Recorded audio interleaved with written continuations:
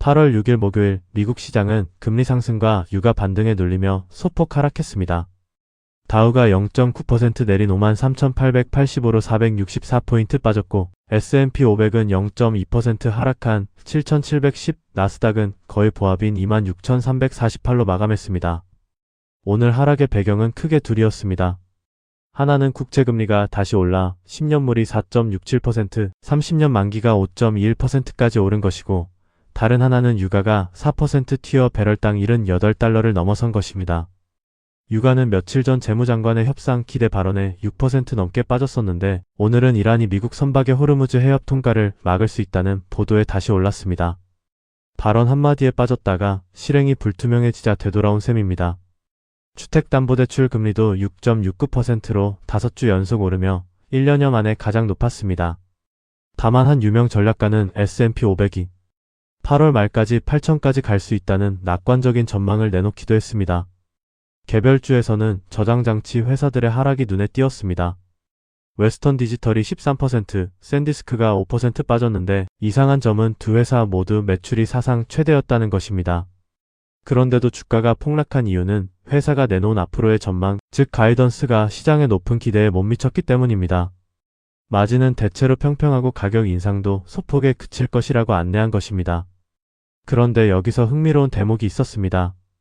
여러 애널리스트는 회사가 일부러 보수적으로 낮춰 잡은 것이라고 봤습니다. 실제 메모리 현물 가격은 회사가 안내한 것보다 더 빠르게 오르고 있기 때문입니다. 그래서 다음 주로 예정된 샌디스크 투자자 설명회에서 분위기가 바뀔 수 있다는 이야기도 나왔습니다. 이 밖에 여러 기술 기업의 실적은 예상을 넘겼지만 성장 속도 같은 지표가 시장의 가장 높은 눈높이에는 못 미치면서 전반적으로 심리가 눌렸습니다. 오늘 배운 점은 회사가 내놓는 전망을 액면 그대로 믿지 말고 업황의 실제 지표를 따로 확인해야 한다는 것입니다. 오늘 웨스턴 디지털은 사상 최대 매출을 내고도 앞으로의 전망이 시원치 않다는 이유로 13%나 빠졌습니다. 그런데 애널리스트들은 회사가 일부러 낮춰 잡았다고 봤습니다.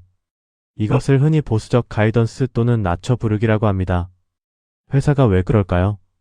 나중에 실제 실적이 전망보다 좋게 나오면 칭찬을 받고 반대로 전망을 높게 불렀다가 못 미치면 크게 실망을 사기 때문에 기업은 종종 전망을 보수적으로 낮춰 잡습니다. 문제는 회사의 전망은 결국 회사가 만든 숫자라는 점입니다. 그래서 그 숫자만 보고 업황이 나빠졌다고 단정하면 안 됩니다. 오늘처럼 실제 메모리 가격은 더 빨리 오르고 있다면 낮춰 잡은 전망은 나중에 오히려 상향될 여지가 됩니다. 그래서 어떻게 봐야 할까요? 첫째, 실적 발표에서 회사의 전망만 보지 말고 그 업황의 실제 지표, 이를테면 현물 가격이나 수요를 따로 확인해야 합니다. 둘째, 전망이 기대에 못 미쳤다고 곧바로 업황이 꺾인 것은 아니니 회사가 보수적으로 부른 것인지 진짜 나빠진 것인지 구분해야 합니다. 셋째, 실제 지표가 전망보다 좋다면 그 괴리는 나중에 메워질 기회일 수 있지만 확인되기 전까지는 나눠서 접근하는 편이 안전합니다. 오늘 공부는 여기까지입니다. 성투하세요.